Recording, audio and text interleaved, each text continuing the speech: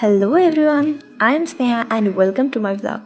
আজকে আমি 10:30টার সময় সকালে ঘুম থেকে উঠে একটু ফ্রেশ হয়ে চলে আসি নিজের ঘরটাকে গোছাতে।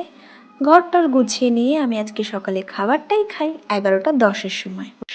আর আমি একটু গরম ভাতে ঘি খেতে ভালোবাসি, তাই একটু ঘি আর একটু আলুর দম নিয়ে বসে পড়েছি ব্রেকফাস্ট কমপ্লিট করতে।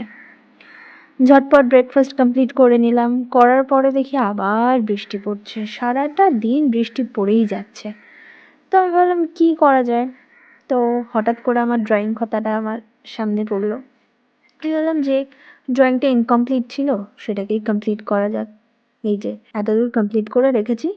তারপরে মা একটু ডাকলো, বললো আলুগুলো ছাড়িয়ে দিতে। তো সেই আলুগুলো একটু ছাড়িয়ে দিচ্ছিলাম, মাকে একটু হেল্প করে দিচ্ছিলাম।